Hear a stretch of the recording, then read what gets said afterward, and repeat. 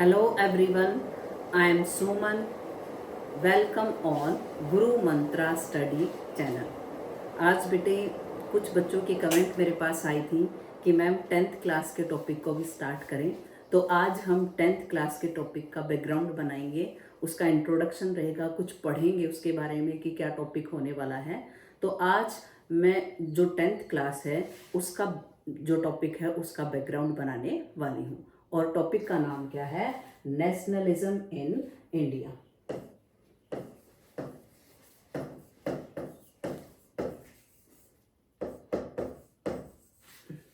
In India.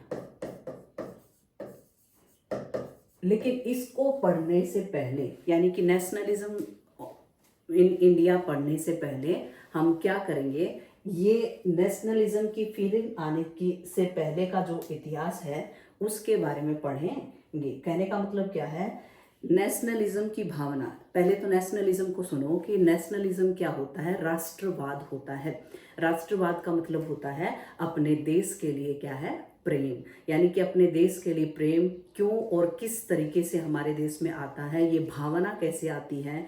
हमारे देश में ब्रिटिशर्स आते हैं तो हम उनसे छुटकारा किस तरीके से पाते हैं। तो इन सभी चीज़ों के बारे में पढ़ने वाले हैं। लेकिन इसमें सबसे इम्पोर्टेंट चीज़ है कि हम पहले उस इतिहास को देखें जिसमें क्या है, हमारा जो देश है वो गुलाम बनता है और एक नेशनलिज्म की भावना हमारे देश में क्या होती है? डेवलप होती है। तो मैं कुछ ईयर्स लिखने वाली हूँ जिससे पूरे चैप्टर का बैकग्राउंड आपके लिए तैयार हो जाएगा। फिर हम उस चैप्टर को क्या करने वाले हैं? पढ़ने वाले हैं। देखो, अब ये लिख रही हूँ मैं डिजिट 600 क्या है? एडी। एडी आप जानते हो एनो डोमिनी, यानी कि जो ईयर्स चले हुए हैं उनको हम किस में लिखते हैं? एडी में लिखते हैं। यानी कि अगर 2024 चल रहा है तो उसको भी हम क्या लिखेंगे? एडी लिखेंगे। तो इस तरीके से तो एक ब्रिटेन के अंदर एक कंपनी बनती है जिसका नाम क्या है? British east India company. यानी कि इस कंपनी की फॉर्मेशन होती है जो कि कहाँ होती है?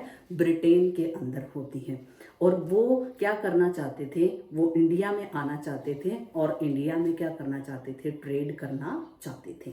तो इस तरीके से इसकी फॉर्मेशन होती है। फिर टाइम आता है 1608 का टाइम आता है। यानी कि ये जो कंपनी है ये हमारे इंडिया में आ जाती है और धीरे धीरे क्या करना स्टार्ट कर देती है? ट्रेड करना स्टार्ट कर देती है। कहने का मतलब क्या है? ये हमारे पास आते हैं, हमारे जो राजा थे उस दौरान जो राजा रूल कर रहे थे उनसे रिक्वेस्ट करते हैं कि राजा जी हमें यहाँ पर क्या करने दो? ट्रेड करने दो। तो इस तरीके से ये कंपनी हमारे देश में आती है और धीरे धीरे ये यहाँ पर ट्रेड करना स्टार्ट कर देती है।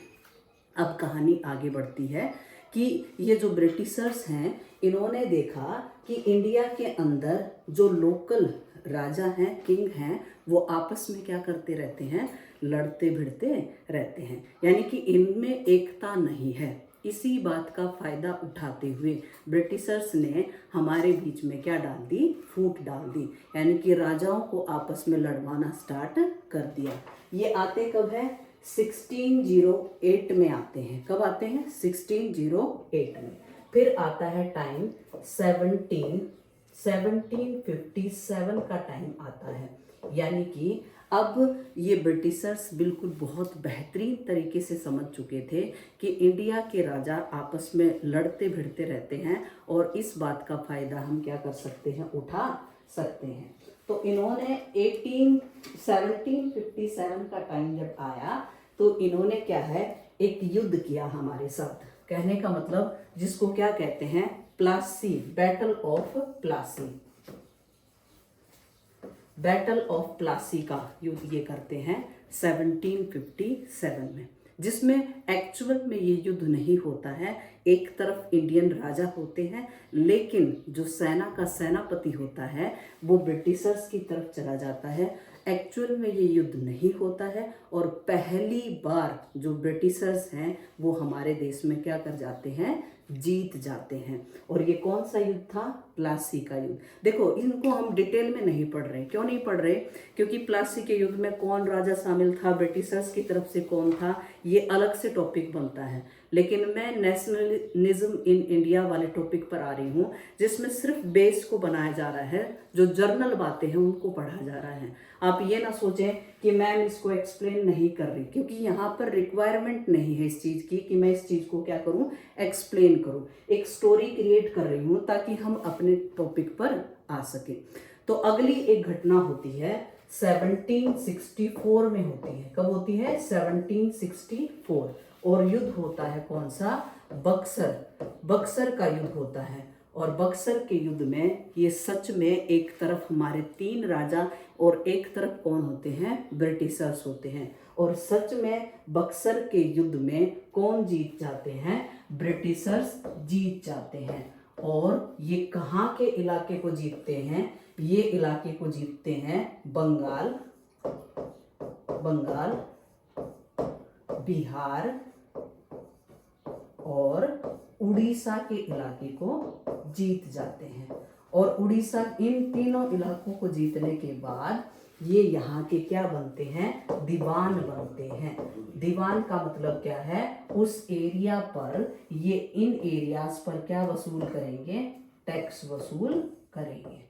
अब देखो यहाँ से ध्यान से सुनना, जब ब्रिटिशर्स हमारे देश में आए तब वो हमारे देश के साथ ट्रेड करने के लिए बहुत सारा सोना और चांदी लेकर आते थे, क्योंकि उनको इन्वेस्ट करना पड़ता था। यानी कि अपने देश में से पैसा लेकर आते और हमारे देश में उस पैसे को क्या करते थे, वो खर्च करते थे। लेकिन यहाँ ये 1764 में जो बक्सर का वॉर होता है, यहाँ से इंडिया के 3 इलाकों की इनको ये दीवान बनते हैं, दीवानी मिल जाती है। और यहाँ से ये क्या वसूल करना स्टार्ट कर देते हैं, टैक्स वसूल करना स्टार्ट कर देते हैं। यानी कि अब इंडिया से ही इनको क्या मिलने लग गया था, पैसा मिलने लग गया था।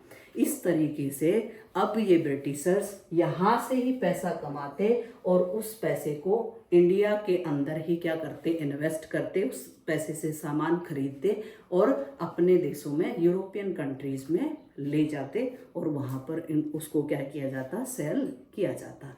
तो इस तरीके से ब्रिटिशर्स धीरे धीरे क्या जमा रहे थे, इंडिया के अंदर अपनी जड़ें जमा रहे थे। यानी कि अब ये हमारे इलाकों पर क्या करने लग जाएंगे, रूल करने लग जाएंगे, शासन करने लग जाएंगे। और यहाँ से ये इंडिया के जो लोग हैं उनके साथ एक्सप्लॉयटेशंस, यानी कि उनका जो शोषण है वो करना स्टार्ट कर देंगे। और इस बात से परेशान होकर हम अपने इंडिपेंडेंस यानी कि पहली क्रांति करेंगे आज़ादी के लिए 1857 में। यानी कि आज़ादी के लिए पहला युद्ध जिसको कहा जाता है 1857 की क्या है, रिवॉल्यूशन हम पहली बार करते हैं। तो बेटे आज के लिए इतना ही, क्योंकि ये जो टॉपिक है इसका बैकग्राउंड बनाना बहुत ज़रूरी है। अब धीरे धीरे एक दिन में और लग जाएगा इसका बैकग्राउंड तैयार करने में। फिर हम नेशनलिज्म इन इंडिया टॉपिक पर आएंगे और बहुत डिटेल में क्या इस टॉपिक को पढ़ने वाले हैं। ये कॉम्पिटिटिव एग्जाम्स के लिए भी बहुत इम्पोर्टेंट है, आपकी क्लास के लिए भी इम्पोर्टेंट है। इसमें बहुत सारी ऐसी घटनाएं, इवेंट्स ऐसे हैं जो इतिहास में बहुत बेहतरीन तरीके से पढ़े जाते हैं। तो कल मिलते हैं बेटे अगली क्लास में, तब तक के लिए बाय बाय।